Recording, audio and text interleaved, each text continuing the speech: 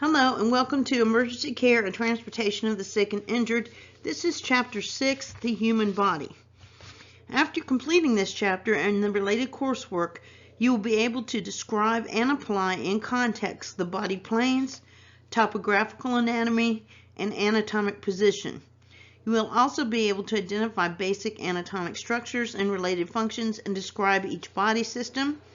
And you will also be able to discuss the roles of the structures within these systems and the interaction of body systems in maintaining the life support chain. You will also be able to discuss possible consequences of illness and injury of these structures and systems on proper functioning of the body.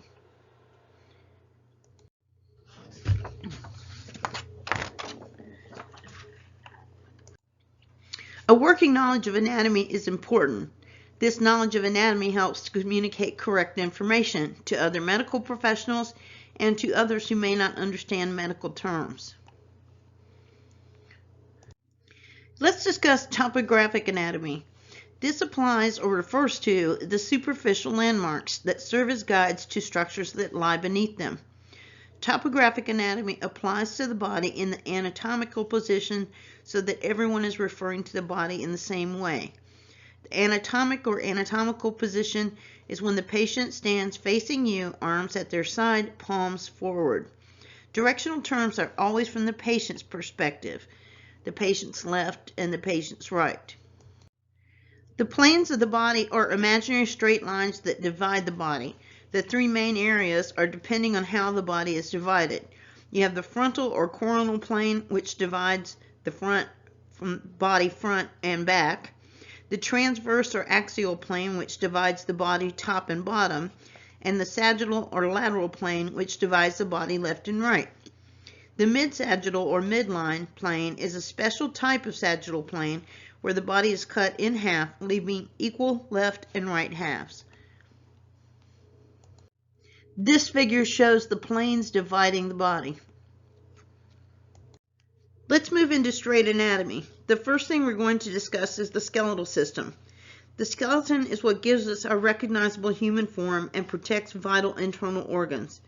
The elements of the skeleton consist of 206 bones that constitute the complete structure of the skeletal system, and the elements of the skeleton provide a framework for attachment of muscles. With the attachments, you have ligaments that are fibrous tissues that connect bones to each other, and tendons, which are rope-like structures that connect muscles to bones. Then you have cartilage, which is smooth connective tissue that covers the ends of bones at mobile joints, like your knees or your shoulders, for example.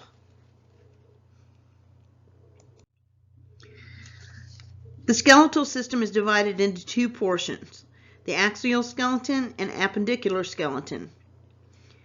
The axial skeleton is the foundation to which the arms and legs are attached. This includes the skull, the cranium in the skull, which protects the brain, connects to the spinal cord through a large opening at the base of the skull called the foramen magnum, and the skull cranium is made up of 4 bones. The posterior of the cranium is called the occiput. The lateral portions of the cranium are called the temples or temporal bones. And between the temporal regions and occiput are the parietal bones, and the forehead is the frontal bone. The facial bones are made up of 14 bones total. You have the upper unmovable jawbone, which is the maxillae, the cheekbones, which are called zygomas.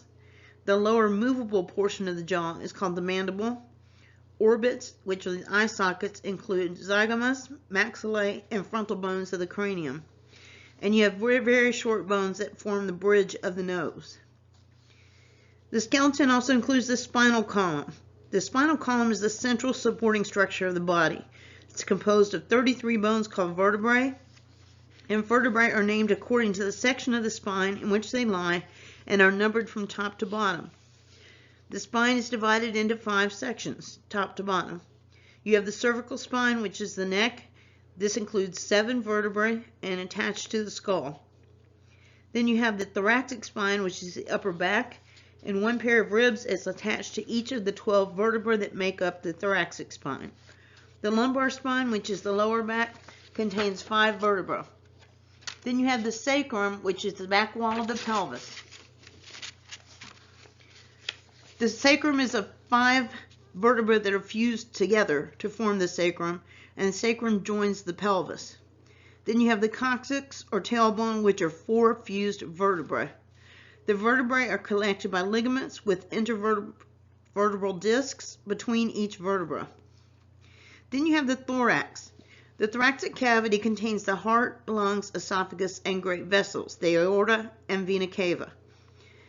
It's formed by 12 thoracic vertebrae and 12 pair of ribs. The midline of the chest is the sternum. The superior border of the sternum forms the easily palpable sternal notch. There are 3 components: the manubrium, which is the upper section, the body, and the xiphoid process, which is a narrow cartilaginous tip. And these are the 3 components of the sternum. This is a slide of the skull, and it illustrates the different bones and sections of the skull that I discussed earlier.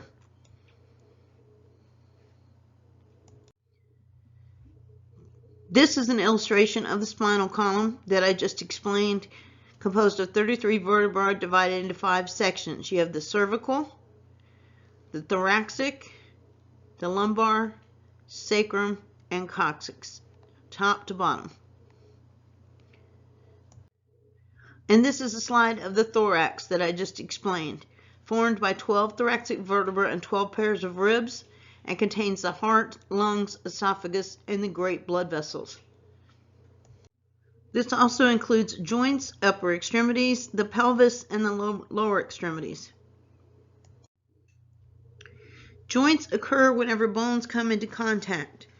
Joints consist of the ends of the bones and the surrounding connecting and supporting tissues. You have a symphysis, which is a joint with slight limited motion in which the bone's ends are held together by fibrous tissue. The bone ends of a joint are held together by a fibrous sac called a joint capsule.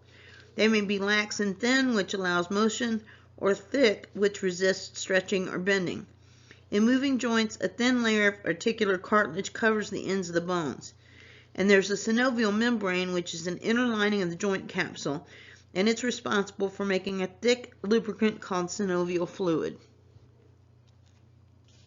There are 2 types of joints. You have ball and socket joint, which are like shoulders, which allow rotation and bending, and a hinge joint, which is what you find in fingers, elbows, and knees, which is the largest joints in the body. The motion is restricted to flexion, which is bending and extension only.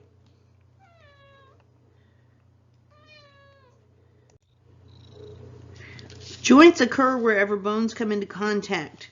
The joints consist of the ends of the bones and the surrounding connecting and supporting tissues. There's a symphysis, which is a joint with slight limited motion in which the bone ends are held together by a fibrous tissue. The bone ends of a joint are held together by a fibrous sac called a joint capsule. It may be lax and thin, which allows motion, or thick, which resists stretching or bending. In moving joints, a thin layer of articular cartilage covers the ends of the bones. There's also a synovial membrane, which is the inner lining of the joint capsule, and this is responsible for making a thick lubricant called synovial fluid. There are 2 types of joints. You have a ball and socket joint, such as you find in the shoulders, which allows rotation and bending, and a hinge joint, which you find in like fingers, elbows, and knees. And knees, by the way, are the largest joints in the body.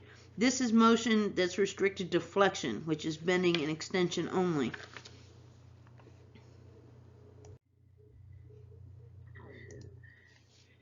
This figure shows the example of ball and socket and hinge joints. You have the upper extremities, which extend from shoulder, girdle to fingertips.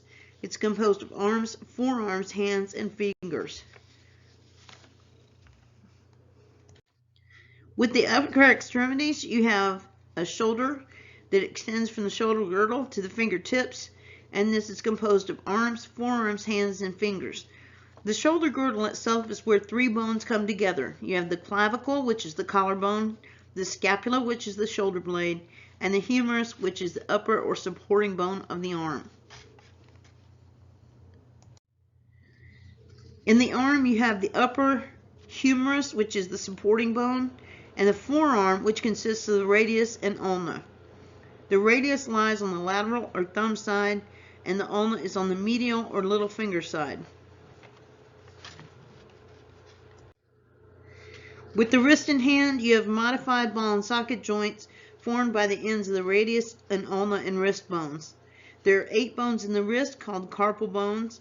5 metacarpals extend from the carpal bones and make up the hand, and the fingers are composed of small bones called phalanges.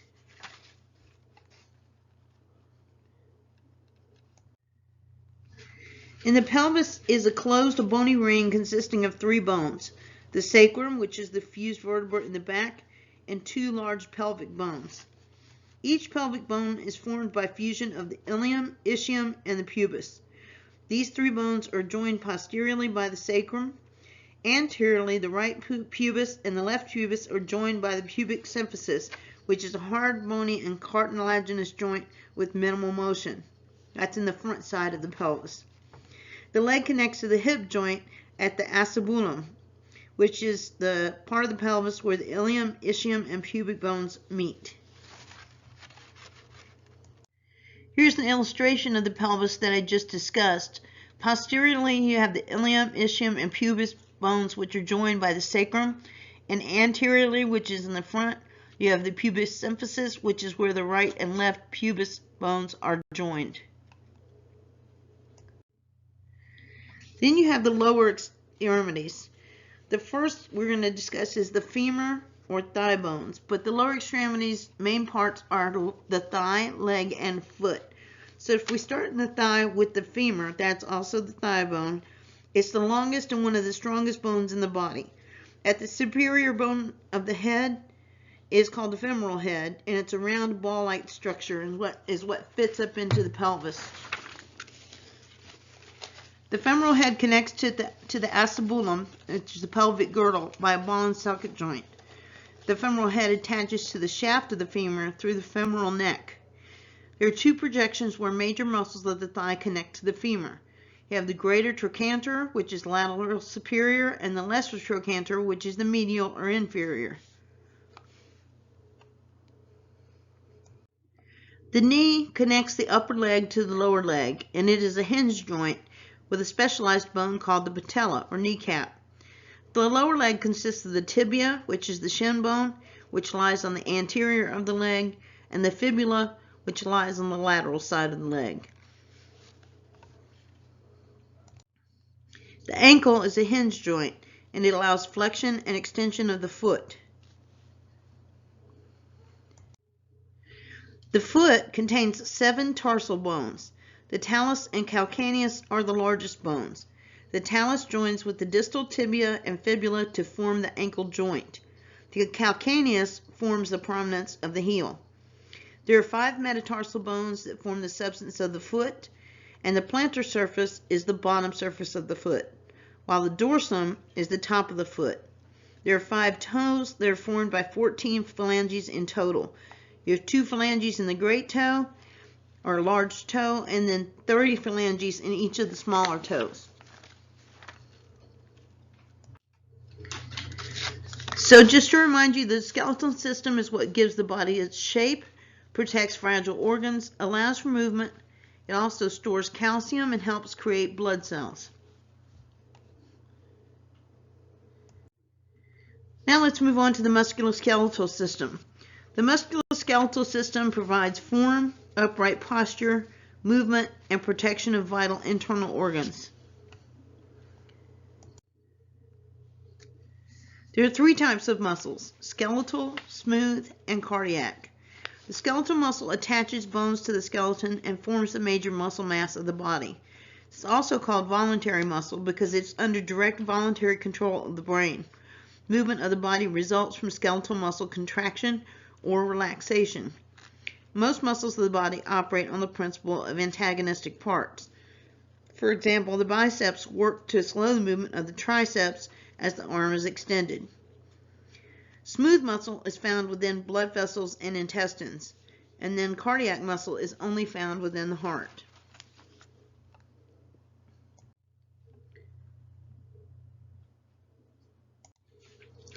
This figure shows the major muscles of the human body.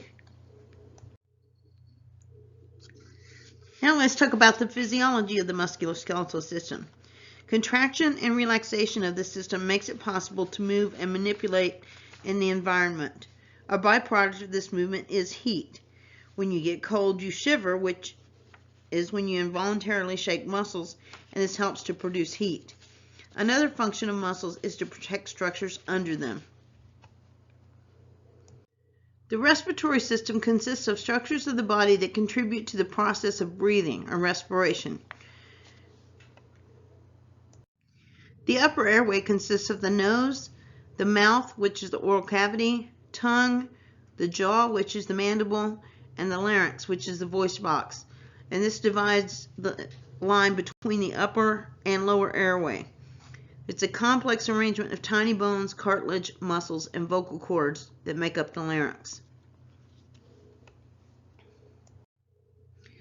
Then you have the pharynx, which consists of the nasopharynx, oropharynx, which is in the throat, and the laryngopharynx, which is at the base of the laryngopharynx, are the trachea and the esophagus posteriorly. You also have the trachea or windpipe, which is located at the bottom of the pharynx, and it's a semi-rigid enclosed air tube made up of rings of cartilage. Continuing down, you have the epiglottis, which is a thin leaf-shaped flap that prevents food and liquid from entering the trachea, and the esophagus, which is immediately posterior to the trachea, where food and liquids enter the pharynx and pass into the esophagus, which carries them to the stomach. You have the cricoid cartilage, which is immediately below the thyroid cartilage. The cricothyroid membrane, which is between the thyroid and cricoid cartilage. Then you have the trachea, which is below the cricoid cartilage, and the trachea ends at what's called the carina. The carina divides into two tubes, which are the right and left main stem bronchi, where air enters the lungs and branches then into smaller airways.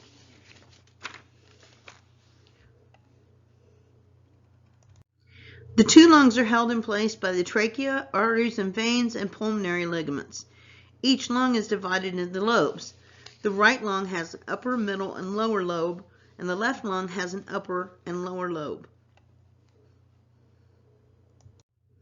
Within the lobes are the bronchi and bronchioles, which end in small grape-like sacs called the alveoli.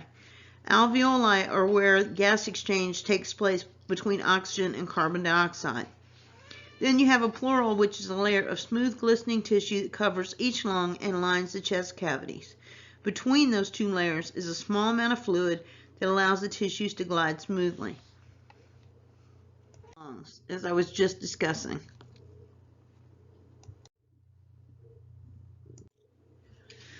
The muscles involved in breathing include the diaphragm, which is the primary muscle of breathing and is what divides the thorax from the abdomen. Its automatic function is breathing. Then you have the intercostal muscles, and during inhalation, the diaphragm and intercostal muscles contract, moving the ribs up and out, enlarging the chest cavity, and decreasing pressure in the lungs and moving air in.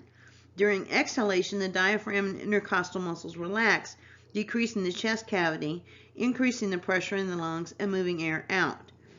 You also have cervical muscles in the neck, which are involved, and abdominal muscles and pectoral muscles.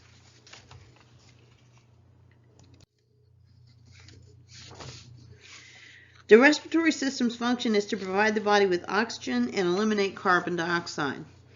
Ventilation and respiration are two separate yet interdependent functions of the respiratory system.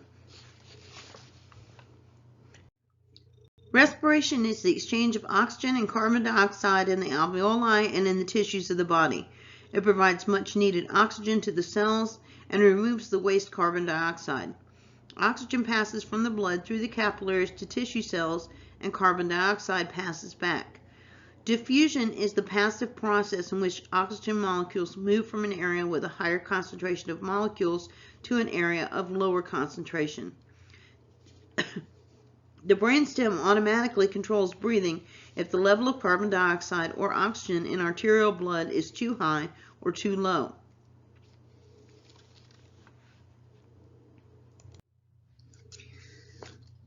The medulla keeps us breathing so we do not have to think about it. It initiates the ventilation cycles, it's stimulated by high carbon dioxide levels, and sets a base pattern for respirations. The pons has two areas that help augment respirations during emotional or physical stress and are involved in changing the depth of inspiration or expiration or both. And the medulla and pons are located at the base of the brain, just above the brain stem. Ventilation is a simple movement of air in and out of the lungs. It requires chest rise and fall. You provide ventilation when you assist a patient with a bag valve mask. The tidal volume is the amount of air that is moved into or out of the lungs during a single breath. Residual volume is the gas that remains in the lungs to keep the lungs open. Then you have what is known as the dead space, which is the portion of the respiratory system that has no alveoli and therefore where little or no gas of exchange happens between air and blood. Then you have minute volume, which is the amount of air that moves in and out of the lungs in 1 minute minus the dead space. So the respiratory rate times the tidal volume equals the minute volume. Always evaluate the amount of air being moved with each breath when assessing a patient's respirations.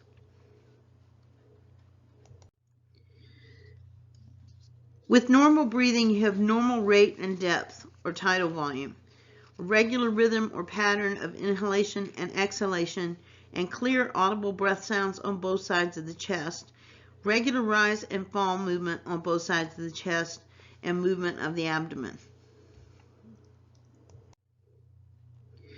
With inadequate breathing patterns, you have labored breathing, which requires effort and may involve accessory muscles, and is much slower or faster than breathing as usual. You have muscle retractions above the clavicles, between the ribs, and below the rib cage, especially in children, and the skin can appear pale or cyanotic, which is blue, and be cool or damp and clammy. The skin can be cool, damp, or clammy. And the patient is usually sitting in the tripod position, which is leaning forward on their arms, with their arms resting on their knees. And there may be agonal gasping, which are gasping breaths after the heart has stopped, which is cardiac arrest. Now let's move on to the anatomy of the circulatory system. The circulatory system, or the cardiovascular system, is a complex arrangement of connected tubes, consisting of arteries, arterioles, capillaries, venules, and veins. There are two circuits. You have systemic circulation, which is the body, which carries oxygen-rich blood from the left ventricle through the body and back to the right atrium, and pulmonary circulation in the lungs, which carries oxygen-poor blood from the right ventricle through the lungs and back into the left atrium of the heart. Here's an example of the circulatory system, where you see oxygen-rich blood leaving in red and oxygen-poor blood returning to be reoxygenated here in blue. The heart is a hollow muscular organ that is approximately the size of an adult's clenched fist. It's made up of specialized cardiac muscle called myocardium, and it works as two paired pumps. There's a septum that divides the right and left sides. Each side is divided into the atrium, which is the upper chamber, and the ventricle, which is the lower chamber. The heart receives its blood from the aorta. The right side of the heart receives blood from the veins of the body. The blood enters from the superior and inferior vena cava into the right atrium and fills the right ventricle. As the right ventricle contracts, blood flows into the pulmonary artery and the pulmonary circulation system.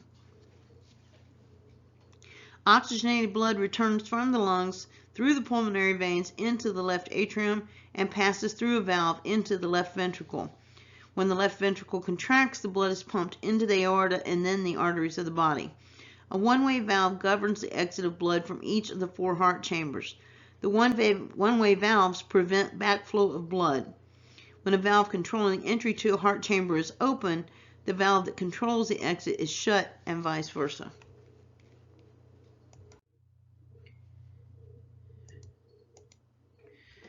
This figure shows the right and left sides of the heart. The normal pulse rate for an adult, or HR heart rate, normal heart rate for an adult is 60 to 100 beats per minute. The stroke volume, or SV, is the amount of blood moved by one beat. The cardiac output, or CO, is the amount of blood moved in 1 minute. So the cardiac output equals the normal heart rate times the stroke volume. In 1 minute, the body's entire blood volume of 5 to 6 liters is circulated through all the vessels. The electrical conduction system is a network of specialized tissue that is capable of conducting electrical current that runs throughout the heart. The flow of electrical current causes smooth, coordinated heart contractions. Each mechanical contraction is associated with two electrical processes. You have depolarization, where the electrical charge on the surface of the muscle cell is changed from positive to negative, and repolarization, where the heart returns to its resting state and positive charge is restored to the surface.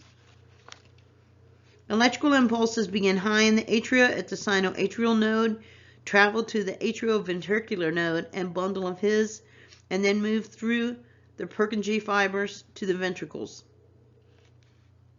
This movement produces a smooth flow of electricity, leading to a coordinated pumping action. When the conduction system is injured, the heart will not beat properly. Arteries carry blood from the heart to all body tissues. They contract to accommodate loss of blood and increased blood pressure so as to supply tissues as needed. The aorta is the main artery, leaving the left side of the heart and carrying freshly oxygenated blood to the entire body. It has many branches that supply the vital organs. The coronary arteries supply the heart, carotid arteries supply the head, hepatic arteries supply the liver, renal arteries supply the kidneys, mesenteric arteries supply the digestive system. This divides the level of the umbilicus into two iliac arteries.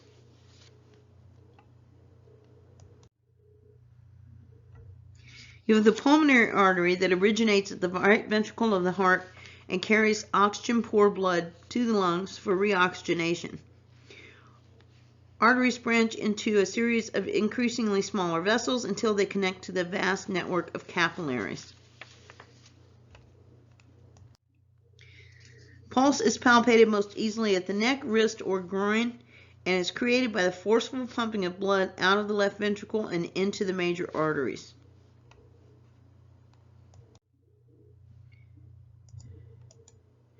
This figure shows the major arteries of the human body, and you can see where they branch at the umbilicus into two larger arteries that supply the legs.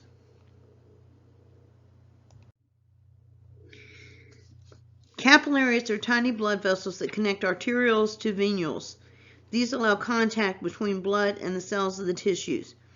Oxygen and nutrients pass from blood cells and plasma in the capillaries to individual tissue cells through very thin walls of capillaries, and there are literally billions of capillaries in the body. Veins return oxygen-depleted blood to the heart. The blood moves from the venules to the heart via a network of larger and larger veins. The major veins are the superior vena cava, which carries blood returning from the head, neck, shoulders, and upper extremities. The inferior vena cava carries blood from the abdomen, pelvis, and lower extremities. The superior and inferior vena cava join at the right atrium of the heart. Now let's talk about the spleen. The spleen is a solid organ located under the rib cage in the left upper part of the abdomen.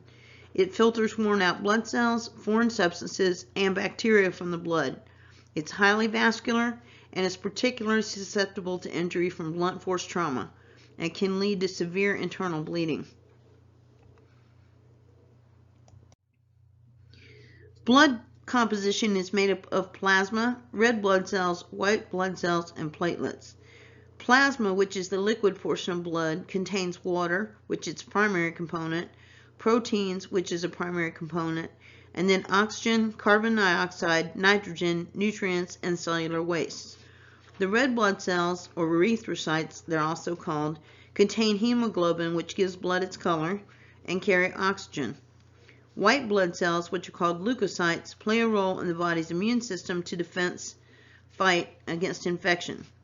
And platelets are essential in the initial formation of a blood clot.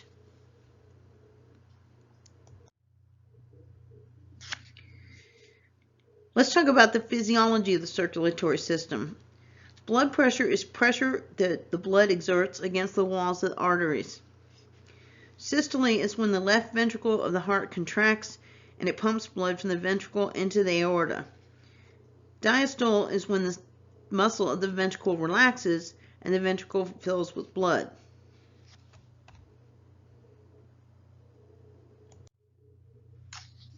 Forceful ejection of blood from the left ventricle into the aorta is transmitted through the arteries as pulsatile pressure wave.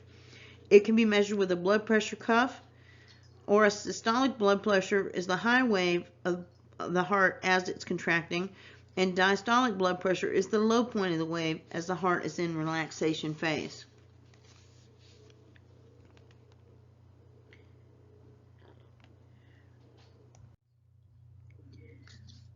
Normal circulation in adults is automatically adjusted and controlled. Perfusion is called the circulation of blood in an organ or a tissue in adequate amounts to meet the current needs of the cells. When blood enters the organs and tissues through the arteries and then leaves through the veins.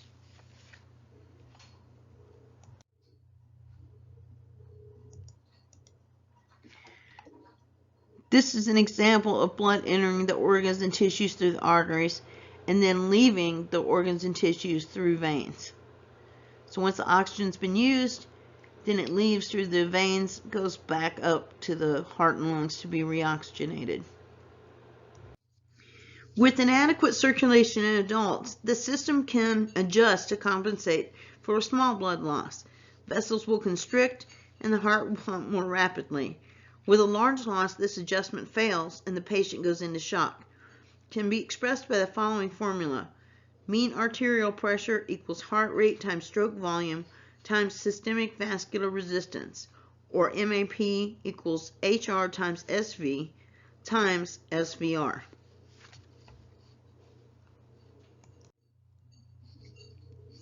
The functions of blood are providing perfusion, transporting oxygen, transporting carbon dioxide, transporting waste and nutrients, and clotting or coagulation.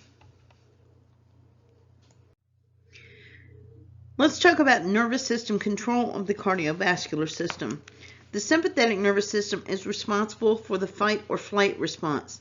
This sends commands to adrenal glands, and epinephrine and norepinephrine are then secreted to stimulate heart and blood vessels. The popular names of these hormones are adrenaline and noradrenaline. Blood vessels have alpha-adrenic receptors. When stimulated, the blood vessels constrict, increasing blood pressure. The heart and lungs have beta-adrenic receptors, and when stimulated, the heart rate increases. Bronchi in the lungs dilate, allowing more air to be inhaled and exhaled. The parasympathetic nervous system addresses actions that do not require an immediate response, and when stimulated, they cause the heart to slow and beat more weakly. The opposition between the sympathetic and parasympathetic nervous systems allows the body to respond appropriately. Now moving on to nervous system anatomy and physiology. You need to bear in mind that the nervous system is perhaps the most complex organ system in the body, and it's divided into two main portions. The central nervous system, or CNS, is the brain and spinal cord. The brain is the controlling organ of the body. And then you also have the peripheral nervous system. The brain is the controlling organ of the body, and the major subdivisions of the brain are the cerebrum, which is the largest part of the brain and contains 4 lobes, frontal, parietal, temporal, and occipital, which are each responsible for specific functions such as sight, hearing, balance, and speech. And each side of the brain controls activity on the opposite side of the body. The cerebellum coordinates body movements, and the brainstem controls body functions necessary for life, including cardiac and respiratory functions and regulations of consciousness. There are three areas of the brainstem, which are the midbrain, the pons, and the medulla oblongata. The spinal cord is an extension of the brain stem. It's made up of nerve fibers that extend from the cells of the brain and join together below the brainstem to and from the spinal cord. These transmit messages between the brain and the body. And it's encased within the spinal canal inside the vertebrae that make up the back. And cerebrospinal fluid cushions the brain and spinal cord. Then you have the peripheral nervous system, which is divided into two main portions, the somatic nervous system and the autonomic nervous system. The somatic nervous system consists of nerves outside the brain and spinal cord that link the CNS to various organs of the body. It consists of long fibers that extend from the cell body out through openings in the bony covering of the back to form a cable of nerve fibers that link the CNS to various organs of the body. The divisions of the peripheral nervous system are the somatic nervous system, which is voluntary, and this transmits signal from the brain to voluntary muscles and allows for activities such as walking, talking, and writing. The autonomic nervous system, which is involuntary, controls involuntary actions necessary for basic body functions, such as digestion, dilation, constriction of blood vessels, and sweating. This is split into two areas, the sympathetic nervous system, which is responsible for the fight or flight response, and the parasympathetic nervous system, which slows down the body. The two types of nerves within the peripheral nervous system are sensory nerves that carry information from the body to the CNS, constantly providing information to the brain about what different parts of the body are doing in relation to their surroundings. And the motor nerves carry information from the brain to muscles. Each muscle in the body has its own motor nerve. The electrical impulses produced by cell bodies in the spinal cord are transmitted along the motor nerves to the muscle, causing it to contract. Now we're going to discuss the integumentary system or skin system anatomy. There are two layers of skin. You have the epidermis, which is superficial and is sealed to form a watertight protective covering. It varies in thickness in different areas of the body and is composed of several layers of cells. You have the germinal layer, which produces new cells, the stratum corneal layer, which is the surface layer of dead cells, and skin cells are constantly being replaced. Then you have the dermis, which is the deeper portion of the skin, and this contains special structures of the skin. It contains the sweat glands that produce sweat for cooling the body, subcutaneous glands that secrete sebum, which provide waterproofing and softening, hair follicles that are small organs that produce hair, blood vessels that provide nutrients and oxygen to the skin, mucous membranes that cover bodily orifices such as the mouth, nose, and vagina, and provide a protective barrier like skin, and secrete mucus, which is a watery substance that lubricates these openings. Muscle membranes are moist, whereas the skin is dry. Below the skin lies the subcutaneous tissue, which is a layer of fat that serves as an insulator and energy reservoir.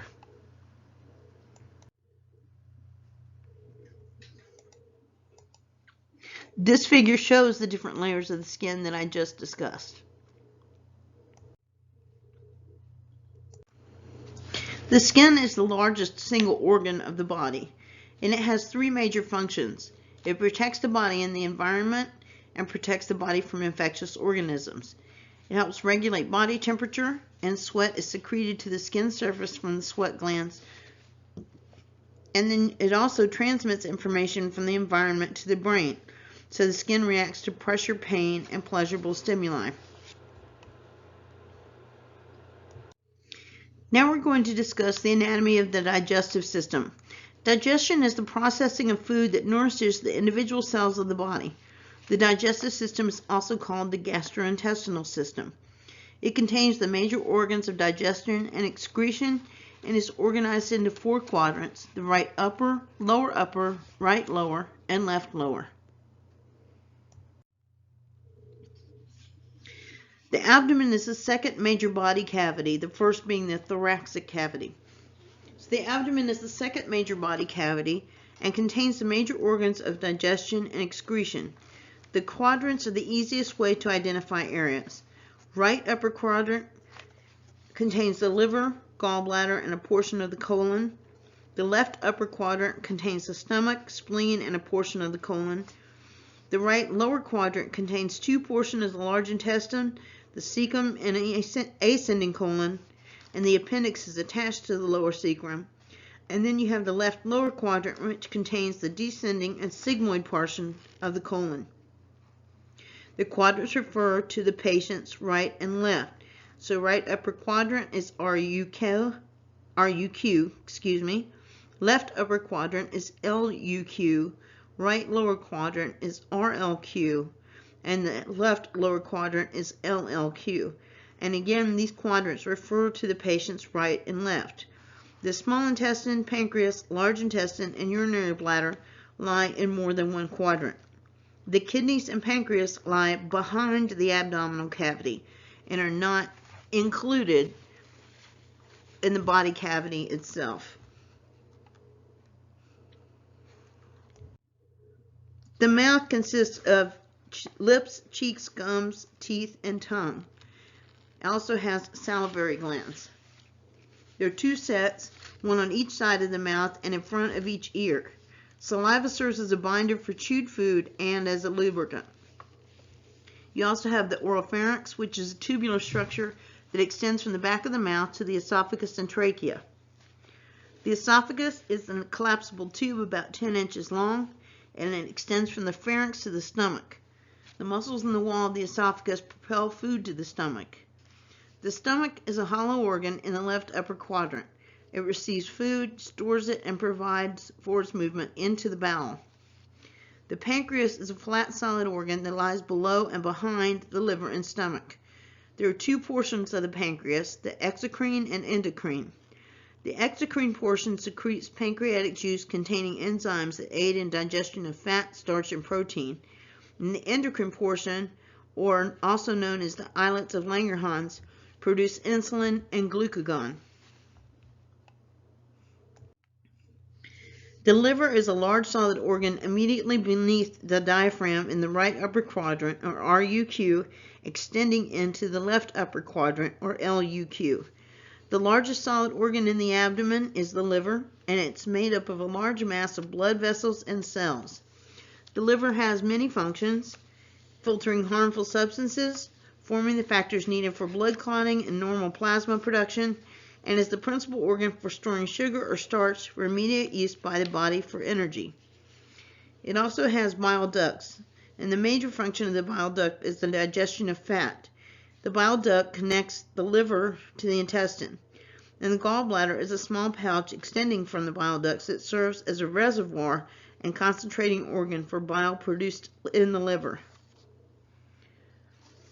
The small intestine is a major hollow organ of the abdomen. It produces enzymes and mucus to aid in digestion. It is composed of the duodenum, which receives food from the stomach and is right at the bottom of the stomach, the jejunum, and then the ileum. More than 90% of the products of digestion are absorbed across the wall of the small intestine into the veins. The large intestine is a major hollow organ consisting of the cecum, colon, and rectum.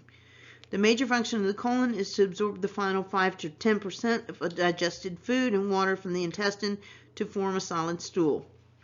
The appendix is a 3 to 4 inch long tube that opens into the cecum, which is the first part of the large intestine, into the right lower quadrant of the abdomen. It may easily become obstructed, inflamed, or infected, which produces appendicitis. And appendicitis is one of the major causes of severe abdominal distress. The rectum is the lowermost end of the colon and is a large hollow organ adapted to hold quantities of feces until it is ready to be expelled. At its terminal end is the anus, and both the rectum and the anus have sphincters, which are complex circular muscles that control the escape of liquids, gases, and solids from the digestive tract. Let's discuss the physiology of the digestive system. Digestion is a complicated chemical process. Enzymes are added to food by the salivary glands, stomach, liver, pancreas, and small intestine. and then food is converted into basic sugars, fatty acids, and amino acids. These basic products of digestion are carried across the wall of the intestine to the liver and processed further and stored or transported to the heart. It's circulated via blood throughout the body.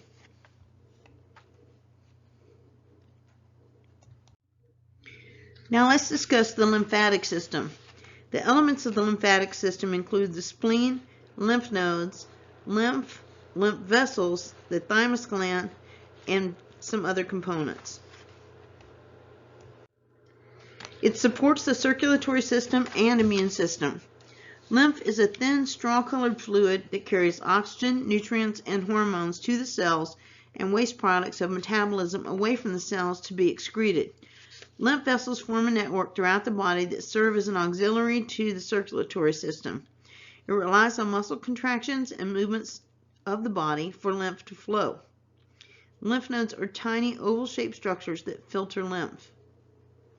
That helps to rid the body of toxins and other harmful materials.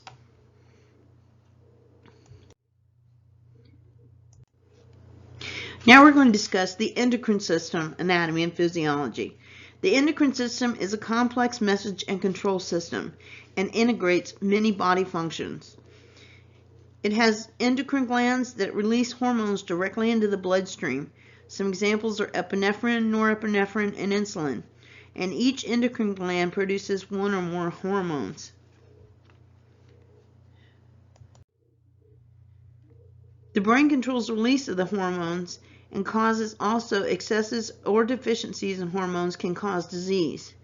So the brain controls the release of the hormones, and then if you have excesses or deficiencies of hormones, it can cause disease through various parts of the body, depending on which one is out of sync.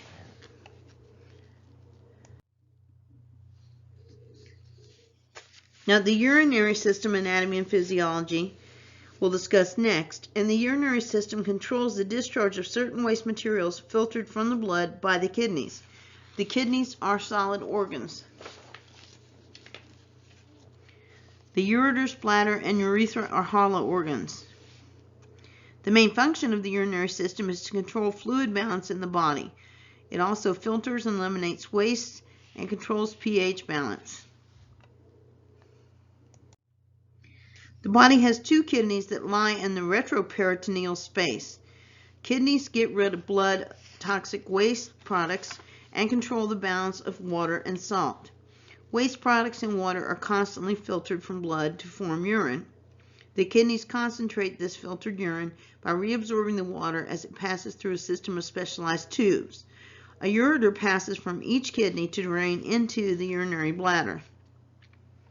The urinary bladder is located immediately behind the pubic symphysis in the pelvic cavity, and then the bladder empties to the outside of the body through the urethra. Now let's discuss anatomy and physiology of the genital system. The genital system controls the reproductive processes by which life is created. The male reproductive system consists of the testicles, epididymis, vasa differentia, prostate gland, seminal vesicles, and penis. It lies outside the pelvic cavity except for the prostate gland and seminal vesicles. It produces sperm and sex hormones, and the penis is also part of the urinary system, which contains the urethra.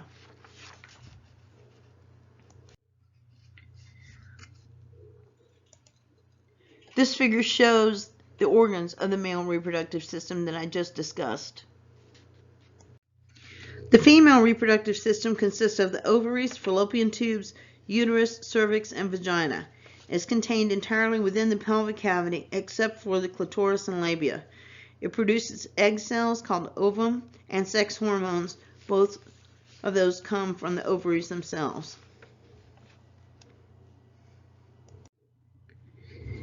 This figure shows the female reproductive system as I just described. Now let's discuss the life support chain.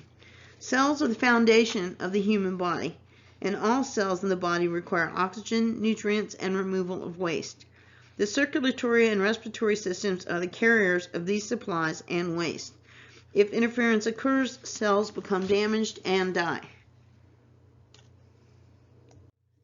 Cells use oxygen to take available nutrients and turn them into chemical energy through metabolism. You have adenosine triphosphate, or ATP, which is used to store energy. And aerobic metabolism uses oxygen.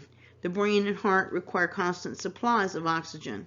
Most cells switch to anaerobic metabolism when oxygen is limited. Lactic acid is a damaging waste product of this process. Movement of oxygen waste and nutrients occurs by the process of diffusion through cell walls.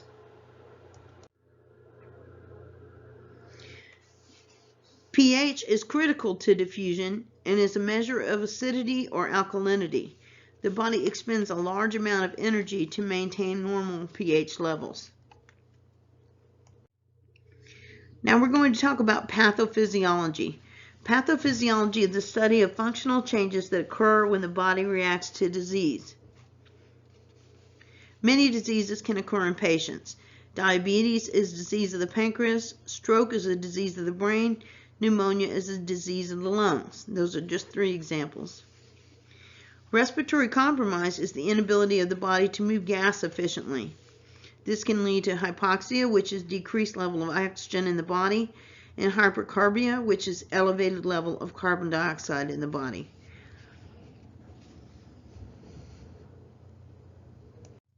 Factors that can impair ventilation are blocked airway, impairment of the muscles of breathing, and the airway is obstructed, or if the airway is obstructed physiologically, like through an asthma attack. There are numerous other factors, like drug overdose, trauma to chest wall, or an allergic reaction. Factors that can impair respiration are change in the atmosphere, such as high altitudes, and impaired movement of the gas across the cell membrane. Then you have what's called the VQ ratio, which is the ventilation-perfusion mismatch. The VQ ratio describes how much gas is being moved effectively through the lungs and how much blood is flowing around the alveoli where gas change or perfusion occurs. A mismatch occurs when one of these 2 variables is abnormal, and then respiratory compromise can occur. The effects of respiratory compromise in the body are the oxygen levels throughout the body fall and carbon dioxide levels rise. The brain detects an increase in carbon dioxide levels.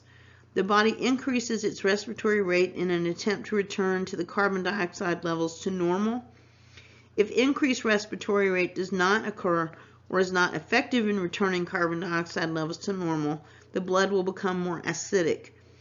Similarly, blood oxygen levels begin to fall, and this will cause the brain to issue further commands to breathe. That's why you have increased respiration.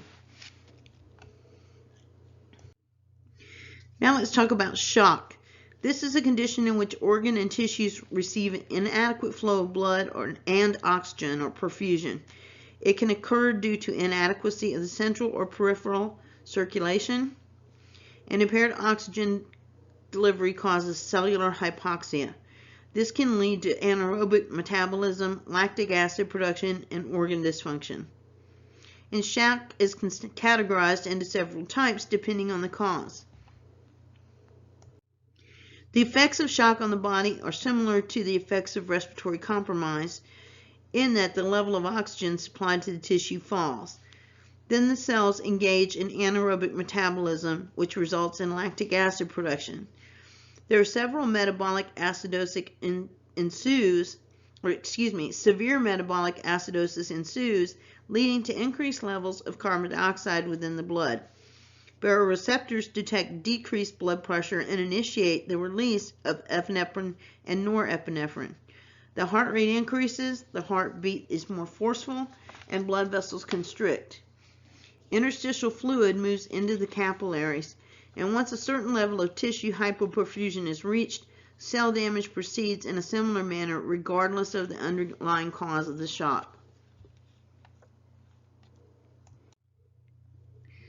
Impairment of cellular metabolism results in the inability to properly use oxygen and glucose at the cellular level. When there is inadequate oxygen, cells will create energy through anaerobic metabolism. This serves as a temporary backup system and can result in metabolic acidosis. It requires more energy than when using glucose for fuel. There are more waste to remove from the body, and the body must work harder. There's also decreased ability of the blood to effectively carry oxygen to the cells. Overall, decreased functioning of oxygen within the cell occurs, and the brain cannot use alternative fuels. It relies on a constant supply of glucose to function, and if the available supply of glucose is dramatically decreased, brain cells will quickly become damaged or die. So cellular injury up to a point may be reparable if normal tissue perfusion is restored. When irreversible injury occurs, no treatment will help. Class, thank you for your time and attention to this lecture. It is complex. As you noticed, I gave you a lot more information than what is on the slides themselves, and there is even more information in the book. This is the most critical chapter in all the chapters you're going to study in this class, so please take the time to study this chapter carefully. If you have any questions, please ask your instructor for clarification, and it's a good idea to form study groups to cover anatomy and physiology because it is very complicated. So let's go over some review questions.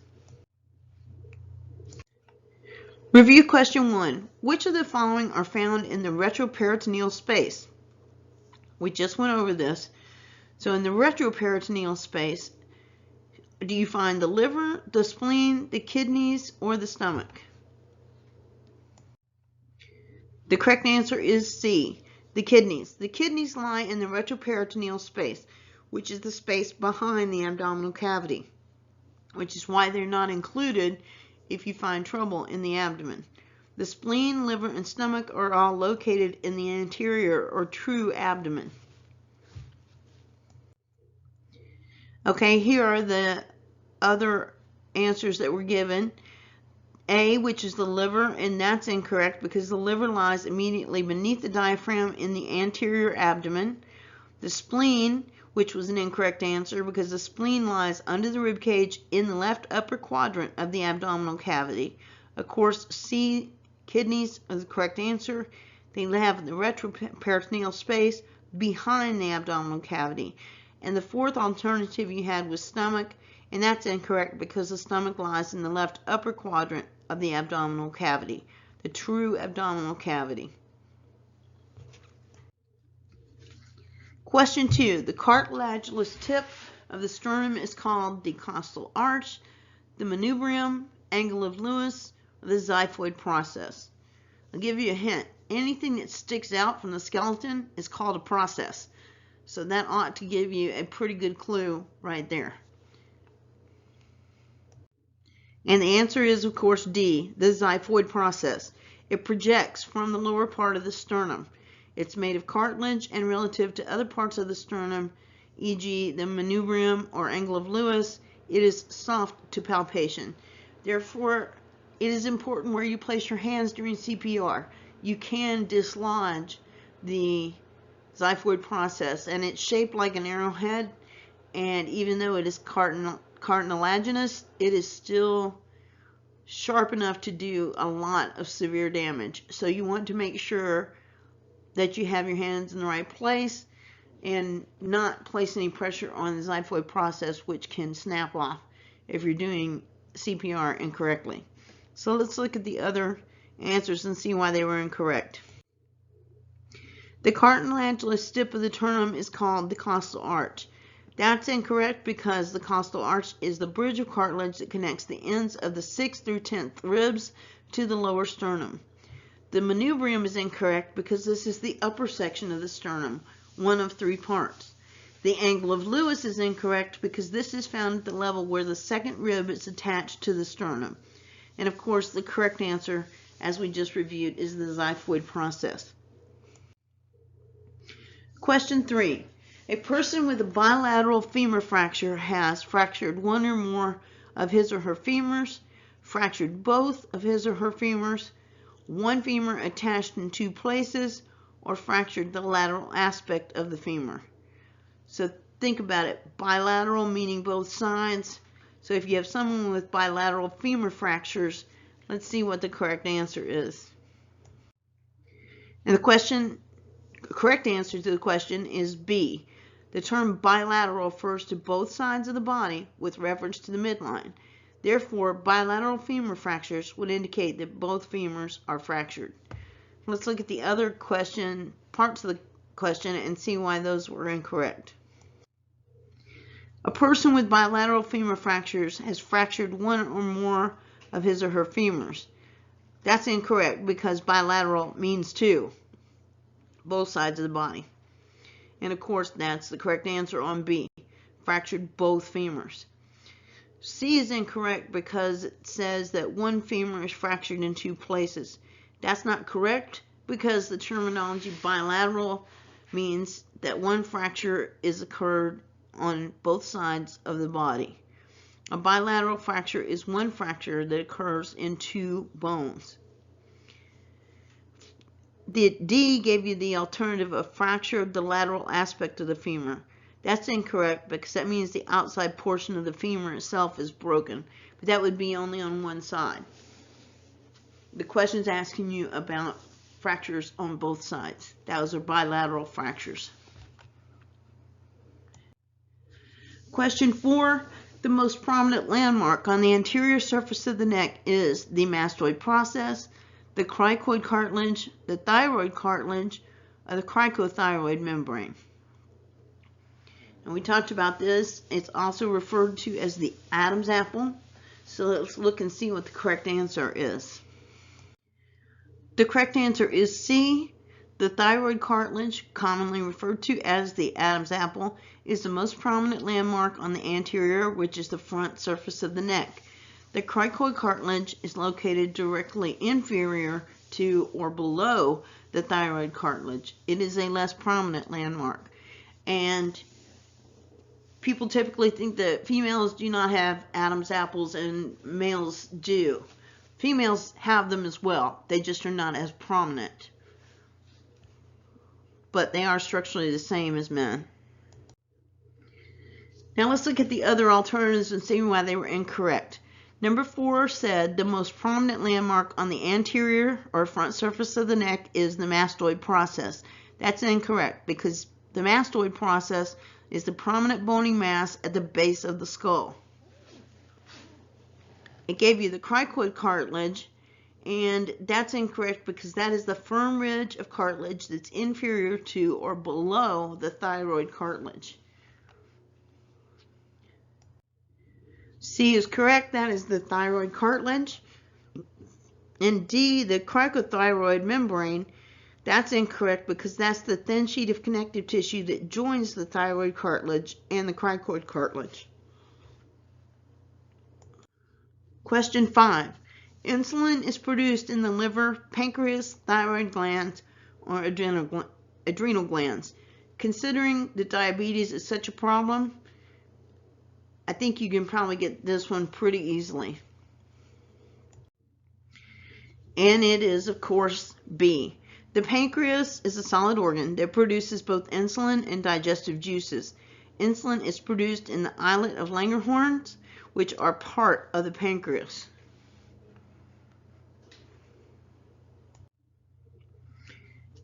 Let's look at the other alternatives and see why they're incorrect. The liver, which is incorrect because the liver produces or takes care of the poisonous byproducts of digestion and are rendered harmless in the liver. So the liver filters the blood of poisonous byproducts. B, pancreas is the correct answer. C, thyroid gland is incorrect because the thyroid, which is found in the neck over the larynx, regulates the body's metabolism. And adrenal glands are incorrect because these are the glands which are located in the kidneys. They regulate salt and sugar levels and sexual function. Let's look at question 6. Blank connects muscles to bones. Ligaments, cartilage, tendons, and joints. If you remember that ligaments connect bone to bone, then you can probably guess which is the correct answer here. And it is C. Tendons connect muscle to bone. Ligaments connect bone to bone. Cartilage is smooth connective tissue covering the ends of the bones at mobile joints, and joints consist of the ends of the bones and the surrounding and connecting supporting tissues. So I'm not going to review the other alternatives on number 6 because we just covered them in the correct answer. But it is tendons that connect muscle to bones, and ligaments which connect bone to bone. That's the easiest way to remember it. Question 7. The normal resting adult heart rate is 50 to 70 beats per minute, 60 to 100 beats per minute, 80 to 110 beats per minute, or 110 to 120 beats per minute. This is really important for you to remember. So let's see what the correct answer. B. The normal resting heart rate for an adult is 60 to 100 beats per minute. Bradycardia exists when the adult heart rate is less than 60 beats a minute, and tachycardia exists when it is greater than 100 beats per minute. So let's look at some of the other alternatives and see why they're incorrect. The normal resting adult heart rate is 50 to 70 beats per minute. Less than 60 beats per minute is considered bradycardia. Not good. That means there's just not enough oxygen moving through the body. 60 to 100 beats per minute is the correct answer. 80 to 100 to 10 beats per minute is normal. Normal is more than 100 beats per minute. So normal is no more than 100 beats per minute. So for 80 to 110 beats per minute, they're getting a little bit tachycardic.